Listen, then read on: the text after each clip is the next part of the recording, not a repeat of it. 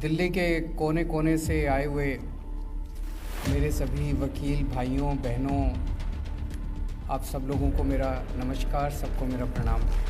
एक कहावत है ना कि भगवान जो करता है अच्छा करता है, और भगवान को पहले से पता होता है कि क्या होने वाला है। तो 18 दिसंबर 2019 को दिल्ली की कैबिनेट ने ये स्कीम पास की थी कि हम अपने सभी दिल्ली के वकील भाइयों को लाइफ इंश्योरेंस और मेडिकल इंश्योरेंस की व्यवस्था देंगे। 18 दिसंबर 2019, उस टाइम पूरी दुनिया में किसी को नहीं पता था कि कोरोना आने वाला है। ऊपर वाले को पता था कि 3 महीने के बाद कोरोना आने वाला है। मैं अभी बैठा बैठा यही सोच रहा था कि अगर ये स्कीम एकदम ऐसे लग रहा है जैसे एकदम टाइम पे पास हो गई और भगवान ने बस इसी के लिए करा था कि भाई सब लोगों को सहूलियत मिल जाए, सब लोगों को थोड़ा फ़ायदा मिल जाए। अभी जैसा इन्होंने बताया 122 वकील साथी हैं जिन लोगों की जान चली गई इस कोरोना की महामारी इसके दौरान।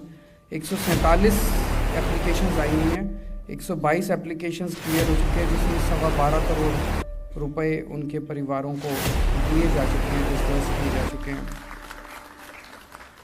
1220 वकील साथी जो अस्पतालों में एडमिट हुए, उन्होंने मेडिकल इंश्योरेंस का फ़ायदा उठाया 1220 साथियों ने, और 7.25 करोड़ रुपए उनको उनके इलाज के लिए डिस्बर्स किए जा चुके हैं। मैं समझता हूँ शायद दिल्ली एक पहला स्टेट है और अकेला स्टेट है पूरे देश के अंदर जहाँ पे इस किस्म की स्कीम है। लेकिन मेरी आशा है और मुझे विश्वास है कि आने वाले समय में सारे स्टेट्स, इतनी अच्छी स्कीम है, सारे स्टेट्स इस स्कीम को अपनाएंगे और धीरे धीरे ये स्कीम जो है एक तरह से पूरे देश के वकीलों के लिए एक वेलफेयर स्कीम लागू होगी। जैसा भी एक किया जा रहा है, एक डाउट क्रिएट किया जा रहा है कि ये 1 ही साल के लिए थी क्या। तो वैसे तो कैलाश जी ने क्लियर कर दिया, लेकिन मैं भी क्लियर कर दूं, जब तक हमारी सरकार है तब तक तो है, उसके बाद का पता नहीं। सो ये स्कीम लागू रहेगी। अभी कुछ अड़चनें थी, जैसा उन्होंने बताया LIC के साथ नेगोशिएशंस चल रहे हैं। नेगोशिएशंस तो सफल नहीं होने हैं, तो उसके बाद इसको एक्सटेंड कर दिया जाएगा, और जब एक्सटेंड करेंगे तो मुझे बताया कि कुछ वकील साथी जो रह गए हैं एक बार दोबारा पोर्टल खोल देंगे ताकि जो लोग रह गए हैं वो भी इसका फ़ायदा उठा सकें। इसका विरोध बहुत हुआ, दूसरी पार्टी वालों ने खूब विरोध किया। वही जो ये थोड़े एक आजकल शब्द चल रहा है, फ्री बी कहते हैं जी, फ्री बी।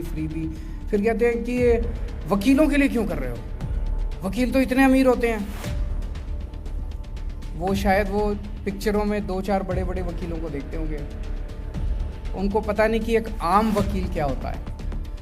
एक आम वकील किस तरह से बड़ी मुश्किलों के साथ अपने घर का गुजारा करता है। एक नया वकील जब पास आउट, मैं समझता हूँ 10, 15, 20 साल लग जाते हैं सेटल होने में वकालत के प्रोफेशन में, और तब तक उसका जो संघर्ष होता है वो संघर्ष को कोई नहीं जानता। फिर जब वो कभी बड़ा बन जाता है, नाम हो जाता है, तब सब लोग उनको जानते हैं। उसके संघर्ष के दिनों के अंदर कोई उसका साथ नहीं देता। तो मैं समझता हूँ कि दिल्ली के हज़ारों हजार वकील जो हैं, जो एक आम वकील की, एक आम आदमी की मदद कर रहे हैं, मैं नहीं समझता कि उनके पास कोई इतना ढेर सारा पैसा है कि वो तो बड़ा विरोध किया दूसरी पार्टी के लोगों ने कि आप ये फ्री भी दे रहे हो। लेकिन हम लोगों ने उनका कोई खैर मेरी सेहत का तो कोई असर नहीं पड़ता, वो चिल्लाते रहते हैं। एक ये फ्री भी जो इन्होंने शुरू कर दिया ना, फ्री भी दे रहे हो, मैं उनसे पूछना चाहता हूँ, जितने ये मंत्री हैं, संतरी हैं, मुख्यमंत्री हैं, कैबिनेट मंत्री हैं, प्रधानमंत्री हैं, यूनियन कैबिनेट वाले हैं, इनका सारा इलाज कौन देता है? इनका तो इलाज फ्री है, इनका इलाज फ्री है, और आप वकीलों को अगर फ्री इलाज दे दो तो कहेंगे फ्री भी। तुमको इलाज फ्री मिल रहा है तब तुमको तकलीफ नहीं होती, तुम फ्री इलाज ले सकते हो। हम अपने वकीलों को फ्री इलाज देते तो तुमको तकलीफ होती है। एक एक मंत्री जो है उसकी 4-4 हज़ार यूनिट बिजली फ्री होती है। उसको 4,000 यूनिट बिजली फ्री मिल जाए तो कोई फ्री भी नहीं है। मैंने अगर अपने दिल्ली के लोगों के लिए 200 यूनिट बिजली फ्री कर देंगे तो कहते हैं फ्री भी फ्री भी फ्री भी फ्री भी। भाई मैंने तो ठान ली, जो इस देश में मंत्रियों को मिलता है वो सारा देश के लोगों को दिलवा के रहूंगा। हाँ जी, हाँ जी,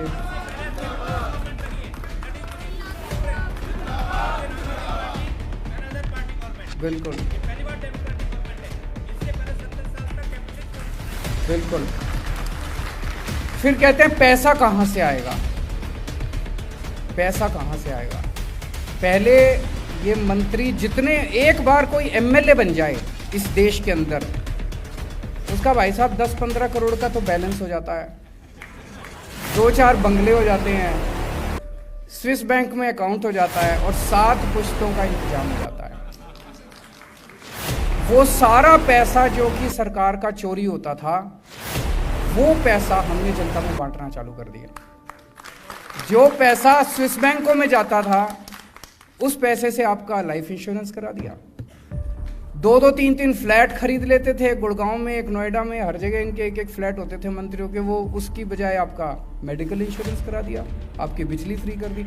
पैसा वहाँ से आ रहा है, जो पैसा ये सारे मंत्री और ये सारे अफसर मिल के लूटा करते थे, वो पैसे की लूट हम लोगों ने बंद कर दी उससे। और इतनी ज़्यादा लूट थी, इतनी ज़्यादा लूट थी, मैं बता नहीं सकता। जैसा हमने हेलीकॉप्टर नहीं खरीदा, इन्होंने मेरा एक भाषण सुन रखा है, मैं आप लोगों की भी जानकारी के लिए बता दूं। पिछली बार चुनाव के पहले हम लोगों ने दिल्ली की सारी महिलाओं के लिए मैंने ऐलान किया कि बसों का सफ़र फ्री। तो बोले पैसा कहाँ से आएगा। उसी टाइम बाई चांस गुजरात के मुख्यमंत्री ने अपने लिए एक जहाज़ खरीदा था पर्सनल इस्तेमाल के लिए, 190 करोड़ का जहाज़ था, और दिल्ली की सारी महिलाओं का बस सफ़र फ्री करने के लिए 150 करोड़ रुपए लगे। मैंने कहा जितने में उसने जहाज़ खरीदा उससे कम पैसे में मैंने सारी महिलाओं का सफ़र फ्री कर दिया। तो पैसा तो है, जनता को बेवकूफ़ बना रखा है इन लोगों ने, पैसा नहीं है, पैसा नहीं है। जब ज़्यादा बात करो तो फिस्कल डेफिसिट और जीडीपी और फलाना क्या क्या, पता नहीं क्या क्या बोलते रहते हैं। नीयत चाहिए, बाकी कोई टेक्निकल बात नहीं है, बड़ी सिंपल सी बात है। अगर नीयत साफ़ है, ऊपर वाला भी साथ देता है, और पैसा बहुत है, जब पैसे की कोई कमी नहीं है सरकार। एक चीज़ मैं आप लोगों से मांग रहा हूँ, वो ये कि आप लोग, बहुत लोग मदद करते हैं कि अगर कोई भी गरीब आदमी आपके पास आए, उसके पास पैसे नहीं हो, उसकी मदद ज़रूर करना। और मदद आप करते हैं, और मैं इसका बेनिफिशरी हूँ। ये मेरे को, अरविंद केजरीवाल को इस देश के लोग पिछले 7-8 साल से जानने लगे हैं। उसके पहले तो मैं दिल्ली की सीमापुरी सुंदर नगरी की झुग्गियों के अंदर काम किया करता था। पहले इनकम टैक्स में काम करता था, फिर इनकम टैक्स की नौकरी छोड़ दी, एक एनजीओ बना ली। फिर एनजीओ बना के हम राइट टू इन्फॉर्मेशन और राशन के मुद्दे पे सुंदर नगरी की झुग्गियों में काम करते थे। तो वहाँ झुग्गियों में लोगों को ढेरों परेशानियाँ होती थी, तो लोगों को पकड़ पकड़ के मैं वकीलों के पास ले जाता था जब उनके काम होते थे। उस टाइम तो कोई मेरे को नहीं जानता था, मैं एक सामान्य साधारण सा आदमी था, लेकिन मेरे को कभी किसी वकील ने मना नहीं किया। सबने फ्री केसेस करे मेरे, चाहे वो बड़े वकील हों, चाहे सुप्रीम कोर्ट का केस हो, चाहे हाई कोर्ट का केस हो, चाहे लोअर कोर्ट का केस हो, सारे वकीलों ने मेरे फ्री केसेस करे। मैं उन सभी वकीलों का शुक्रिया अदा करता हूँ। तो मेरी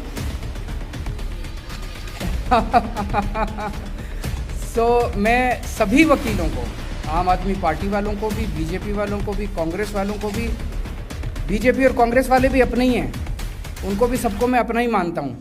मुझे पूरा बिल्कुल, मेरे को पूरा यकीन है एक दिन वो सारे बीजेपी कांग्रेस वाले वकील भी यहाँ शाह ऑडिटोरियम में मौजूद हैं। तो उनसे भी मैं अपील करता हूँ कि हाँ, रामलीला मैदान चलेंगे जी। बिल्कुल।